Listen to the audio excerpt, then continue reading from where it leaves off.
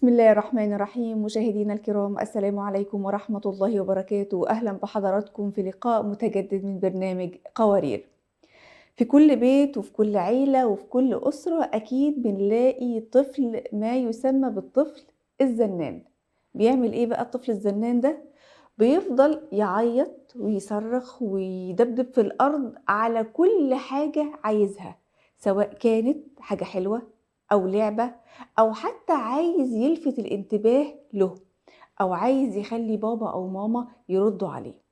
الحقيقة الطفل الزنان مش دايما بيكون زنان من أجل الزن، أو إن هو طفل زي ما كتير من الناس بتقول عليه رخم وزنان ومتعب جدا وبيعمل لنا انهيار عصبي في البيت. لا، هو مش دايما بيكون عايز يضايق أبوه وأمه أو العيلة، لكن أوقات بيكون عنده بعض الأسباب اللي المفروض إن احنا كآباء وأمهات نبحث فيها ونشوف هو إيه سبب الزن المستمر ده، ايه اللي بيخليه يقعد يتعب في نفسه جامد، زن زن زن وعياط شديد جدا جدا لحد ما يحصل على الحاجة اللي هو عايزها.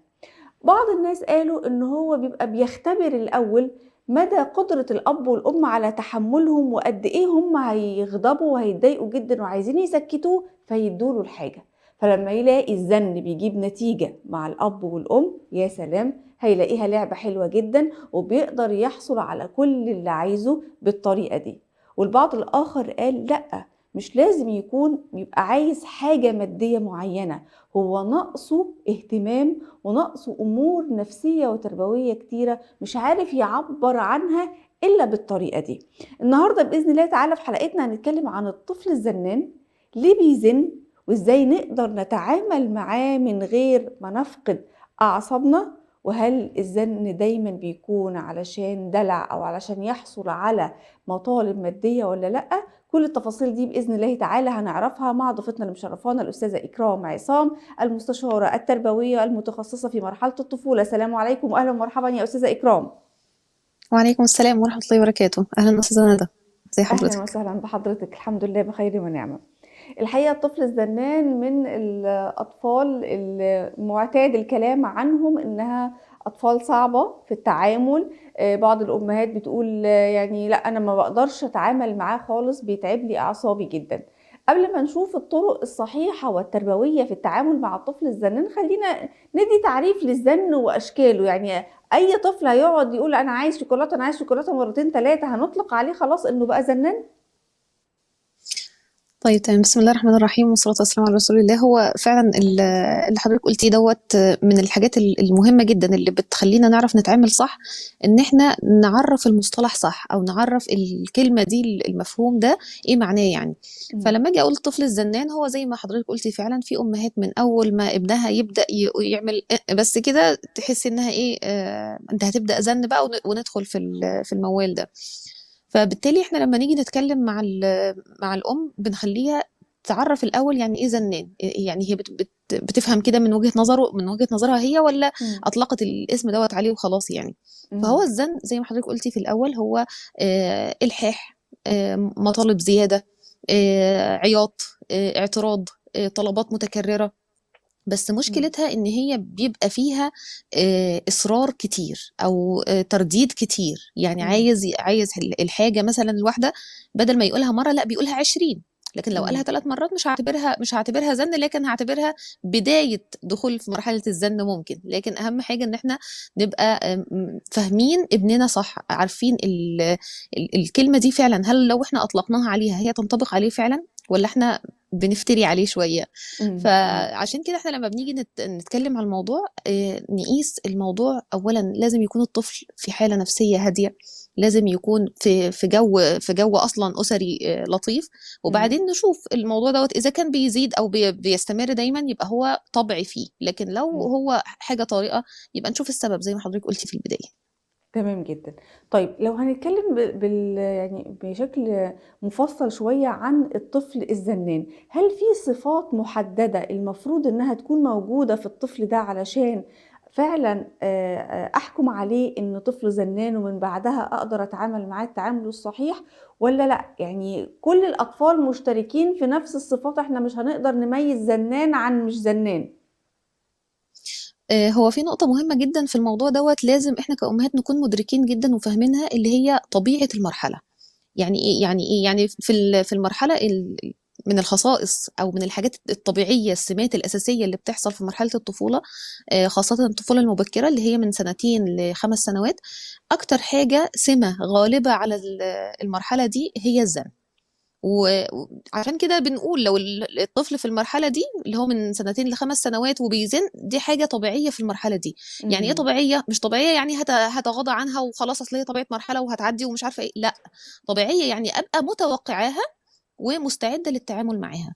امم. فبالتالي أنا لما أعرف إن ابني خلاص هو في المرحلة دي فعلا بادئ بقى يزن ويدخل في المود كده، مش هقول عليه بقى ده هو زنان، لا، هو دي مرحلته ودي طبيعي إن هو يبقى كده، وأنا اه. أحسن التعامل معاه أو أتصرف إزاي. لكن لو امم. طفل عنده 7 8 سنين وبعدين امم. ألاقيه عشان يطلب الحاجة 70 ألف كلمة في الدقيقة الواحدة علشان يطلب الطلب ده، لا، يبقى دوت فيه مشكلة. هي امم. ده الوقت اللي انا اقول ان لا، الطفل دوت فعلا عنده مشكلة محتاجة تتعالج أو محتاجة تتفحص أسبابها، ونعرف ليه وصل للمرحلة دي.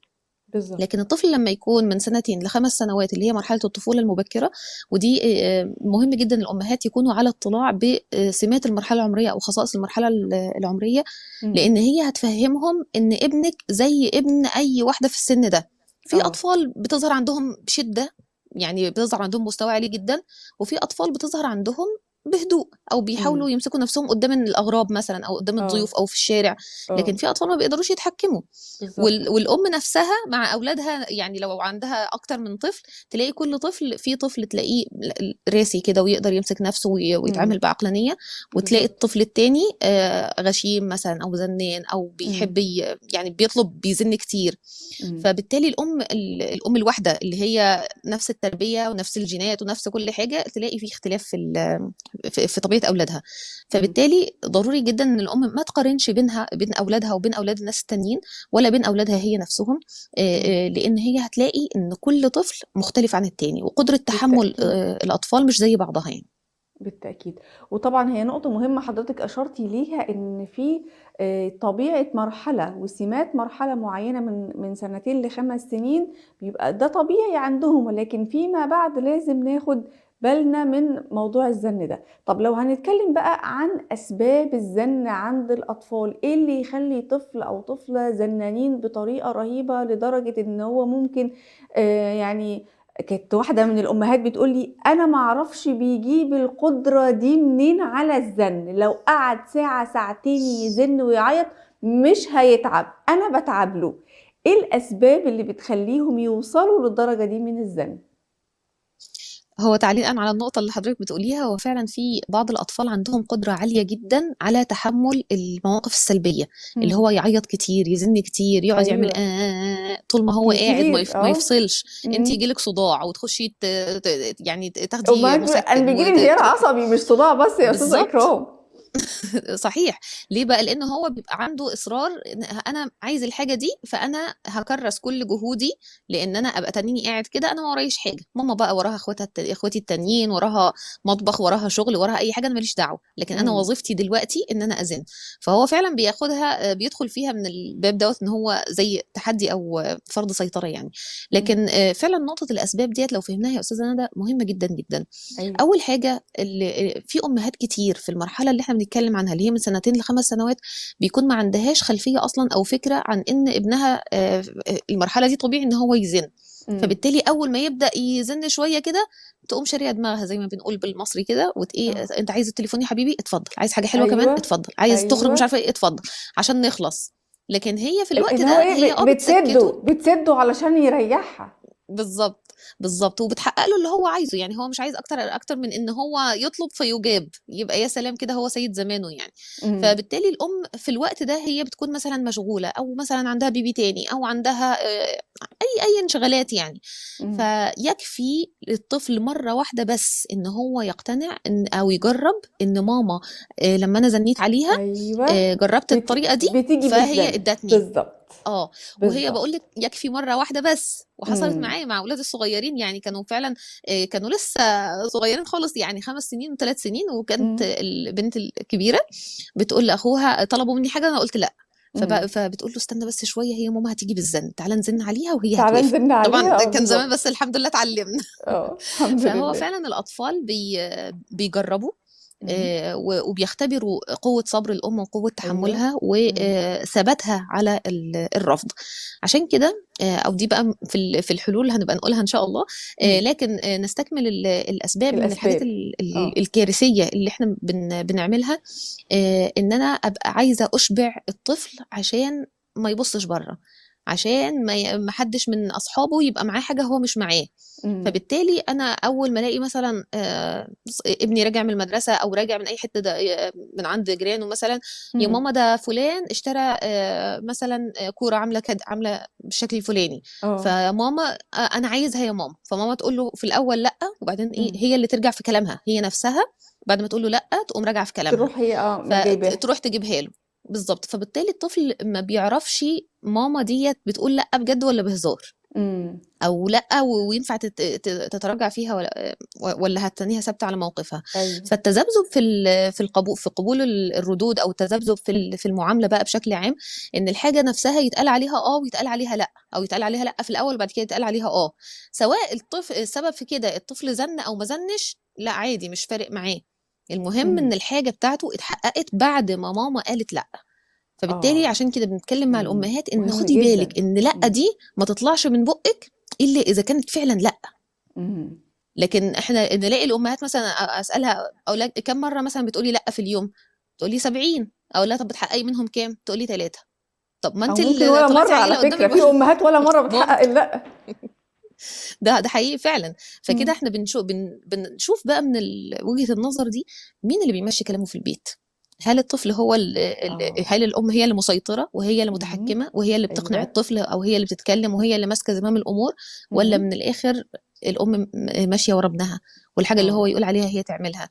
إمم. فبالتالي ممكن أقول إن 90% من أسباب الزَّن سببه الأم أو الأب يعني اللي هو اللي إيه الأكثر احتكاكًا بالطفل. بالضبط. لكن قليل جدًا بقى لمّا نلاقي مثلًا في أسباب عضوية، يعني إمم. مثلًا حاجة زي التهاب الأذن الوسطى، ده من الحاجات آه. المزعجة جدًا للأطفال اللي فعلًا بتخلّي الطفل ممكن يقعد يزن وأنتِ تحسّي إن ما فيش أي سبب يخلّيه يعمل كده، يعني إمم. واكل وشارب وراضع ومغيّر هدومه والجو جميل وكل حاجة متضبّطة، بس شغّال في السرينة، فاتح السرينة بتاعة الزن، في إيه يا حبيبي آه. أنتِ ما إمم. تعرفيش. لكن إمم. هو مشكلة عدم القدرة على التعبير عن المشاعر ودي برضه من خصائص مرحلة الطفولة، إن هو إمم. لسه مش عنده الحصيلة اللغوية اللي تخلّيه يقدر يتكلّم ويشرح هو حاسس بإيه. فبالتالي أنا مش عارف أقول لِك أنا في حاجة واجعاني بس مش عارفة أقولها إمم. إيه. إمم. وفي أمراض فعلًا يعني لو بطنه وجعته هيقول لِك بطني بتوجعني، لو إمم. رجله اتخبطت هيقول لِك رجلي اتخبطت، لكن في حاجات غير قابل على التعبير عنها، يعني اللي هو هاوصفها لِك إمم. إزاي، في حاجة وجعاني هنا بس إيه هي أنا ما أعرفش. إمم. فبالتالي ممكن يدخل فعلًا في دوّامة زَن بسبب مشكلة عضوية. طب هل فلو ممكن قسّمنا يكون الأسباب كده الزن يا أستاذة إكرام إن هو لا سبب عضوي ولا سبب إن هو عايز حاجة وبيختبر ماما وحاجة مادية يعني لعبة، حاجة حلوة أو ما إلى ذلك، هل ممكن يكون من ضمن أسباب الزن أسباب معنوية، أسباب نفسية، أنا هنا بالضبط، هي دي بصوا النقطة اللي لي؟ كنت هادخل فيها، صحيح، إمم. هي دي النقطة اللي أنا هادخل فيها، بس برضه يا أستاذة ندى هاقول لِك إن برضه سببها الأم. ليه بقى برضه. الأم أو الأب أو ده اللي إحنا بيتعامل معاها متهمين ليه؟ جامد لإن هو النهارده كده يا أستاذة إكرام. مش حكاية اتهام، لكن إحنا بنعمل الحاجات دي من غير ما ناخد بالنا، فبالتالي بينتج عنها مشكلة بنحاول نحلها بعد كده ما بنلاقيهاش بتتحل. لكن لو إحنا ركّزنا في أفعالنا من بدري أو من البداية، الأمور هتضبط كتير جدًا قبل ما إمم. تتعقد يعني. أيوه. موضوع نقص الاهتمام أو البحث عن لَفْت الانتباه أو التركيز مع الأطفال، بيحصل في كذا مرحلة مفترقة كده، يعني أول ما الطفل يتم سنتين، هو بيبقى عايز يستقل، بس لو استقل ممكن يعيّط، اللي هو يعني أنا عايز إمم. بس مش عايز أبقى آه. لوحدي بس عايزِك تساعديني، فييجي إمم. يعمل الحاجة لوحده، فمامته عايزة تعلّمه الاستقلالية فتقوم سايباه. هو عايز إمم. يستقل فعلًا، بس لو ماما سابته يعيّط عشان ماما مش بتهتم بيه، ولو ماما إمم. اهتمت بيه يتضايق علشان ماما اهتمت بيه عشان هي مش عايزاه يستقل. ف إمم. النقطة دي ضروري التعامل فيها بحكمة، علشان الطفل يفهم إن أنا باساعدك إن أنت تستقل ولو احتجت مني أي مساعدة أنا جنبك، لكن أنا مش عشان أنت بدأت تاكل لوحدك، فخلاص أنت بقى اقعد كُل وأنت عندك سنتين ونُص مثلًا، أنت اقعد كُل وأنا هأكّل البيبي الصغير اللي ما بيعرفش ياكل. طب ما إمم. انا عملت سبب غيره صغير في النص اهوت هيخليه يطلع من جواه مشاعر كراهيه، وممكن ندخل بقى في الدوامه بتاعت الزن. ليه؟ لان هو يا ماما إمم. اكليني، يا ماما لبسيني، يا ماما اعملي لي زيه. إمم. فجزء غيره وجزء تخلي من الام عن مسؤوليتها في ان هو تساعده على ان هو يستقل. إمم. فهو لما يكون ممتاز جدًا. النقطة اللي هي بتاعت سنتين إن هو إمم. عايز يستقل سواء في بيبي أو ما فيش، إمم. فدي بتبقى نقطة مهمة. النقطة التانية اللي إحنا بنقول عليها اللي هي الغيرة، إن هو آه. يكون حاسس إن يا إما أخويا الكبير بيعرف ياكل كويس فماما حاطة له طبق كبير وقاعد على السفرة عادي معاهم، لكن إمم. أنا مثلا محبوس في الكرسي بتاع الأطفال ومش عارف أقوم براحتي، عايز أشرب مش عارف. بالضبط. آه. فبالتالي بيحس بإيه، بمقارنة، وبيحس إن في فرق. فتلاقي اول ما يقعد في الكرسي يقعد يزن يزن. يا حبيبي انت بتزن ليه؟ عايز اقعد جنب اخويا. طب ما انت إمم. قاعد ومعاك نفس طبقك ومعاك مش عارفه ايه. لكن احنا لو غيرنا وجهه نظرنا للامور وبصينا ليها من وجهه نظر الطفل، الموضوع هتفرق كتير جدا معانا، لان احنا إمم. هنبقى فاهمين وجهه نظرهم او طريقه اقتناعهم بالاحداث حواليهم يعني. إمم. فموضوع لفت ممتاز. الانتباه او إمم. يعني الاحتياج للاهتمام، إمم. ممكن اقول ان هو سبب مشاكل. مش الزن بس بقى، احنا هندخل بقى في زن، هندخل في عناد، هندخل في كذب، هندخل في ممكن آه. خجل او انعزال. هتلاقي في مشاكل كتير جدا سببها إمم. نقص الاهتمام او محاولة بالضبط. الطفل لجذب الانتباه. تمام. فلو الام من إمم. البدايه بدات تحط القواعد، لان او وقت نتكلم فيها في الحلول، تمام مفيش هنشوف في مشكله. الحلول، هنشوف في الحلول القواعد اللي المفروض نحطها وإزاي نتعامل معاهم، ولكن بعض الأمهات بتشتكي إن مثلًا كان عندها مثلًا هي عندها مثلًا 3 أولاد أو 4 أولاد، واحد فيهم كان زنّان وال3 التانيين كويسين، فجأة الزنّان ده عدا مثلًا واحد كمان من إخواته أو 2، بدل ما كان عندها واحد بس اللي بيزن ويعني مطلّع عينها وتاعبها، بقى عندها 2 أو 3. هل فعلًا صحيح إن موضوع الزن ده ممكن يكون مُكتسب، هو شاف أخوه فبقى بيعمل زيه، والّا يعني زي ما بيقولوا كده عدوى، والّا لأ خالص الأمر ده مش صحيح تربويًا؟ هو الموضوع بيقلب حفله، مش بيبقى بس واحد بيزن إمم. فالتاني هيزن، لا هي البيت فعلا كله بيقلبوها بقى حفله حبيبتي، زن بتلاقي يعني. ماما عايزة تهرب من البيت بالظبط، وتسيبهم. ده حقيقة للأسف. هو أصلا يا أستاذة ندى، أصلا الزن سلوك مكتسب. حتى لو إمم. الطفل الأول، حتى لو ما فيش حد في البيت بيزن خالص ولقيتي طفل بيزن، هو ما جابهاش من بره، أو يعني مش شرط إن هو يكون اتحط في بيئة وجرب وشاف حد بيزن فراح زنن هو كمان. لا، هو إمم. هو الموضوع سلوك مكتسب. سلوك مكتسب بالتجربة أو بالبيئة. بالتجربة اللي هو طفل اللي قاعد لوحده في مكان لوحده ما فيش أي حد معاه خالص، وبعدين لقيتيه بيزن. طب ده اتعلم الزن إمم. منين؟ لأ، هو آه. بيجرب، هو حس إن إمم. هو متضايق من حاجة، فبيحاول يعبّر عن الشعور ده، مش عارف يعبّر لإن ما عندوش مصطلحات أو كلمات لغوية يقدر يعبّر بيها، فبيعبّر عن ضيقه، فطلعت منه زن، فماما إمم. استجابت، إمم. فعجبه. فبقى خلاص ده حاجة كويسة، ماما إيه بتيجي بالموضوع دوّة زي ما إحنا قُلنا في الأول. أيوه. أيوه. موضوع الاكتساب بالبيئة دي بقى مشكلة كبيرة جدًا، خاصةً لو الأم عندها ما شاء الله أطفال ورا بعض، يعني اللي هو إمم. 3 سنين وسنتين وسنة، تحسي إن هو في إيه، طابور زن ورا بعض كده، رايحين ورا ماما راجعين بالضبط. ورا ماما، كله إيه بيزن في بالضبط. نفس إمم. الوقت. الموضوع ده طبعًا بيمثل ضغط عصبي رهيب على الأم. طبعًا. حله إيه؟ هو مالوش حل مباشر. ليه؟ لإن هُم ال3 في نفس المرحلة اللي إحنا بنتكلم فيها، إن هي من طبيعتها الزن. لكن إن الأم تفصل، يعني تبدأ تقسّم الجبهات، اللي هو تاخد إمم. كل واحد على جنب كده، أنت عايز إيه؟ في إمكانية حل، خلاص حلّينا إمم. ونركن ده إمم. على جنب، التاني إمم. حلّينا نركن ده على جنب. لكن التعامل مع الضغوط على إن هي قطعة واحدة أو كلّهم مع بعض كده ونخلّيهم كلّهم يبطّلوا زَن في نفس الوقت، دي حاجة ده شِبه صعب. مستحيلة. إمم. بالضبط.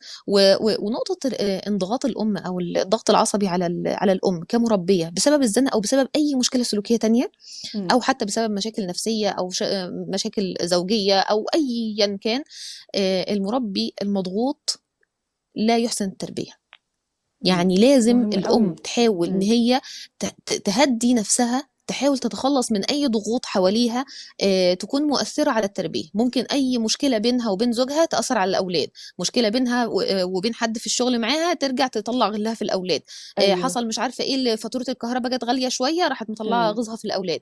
إمم. فدايما كل واحد بينزل غضبه أو بينزل الطاقة اللي جواه على الحلقة الأضعف.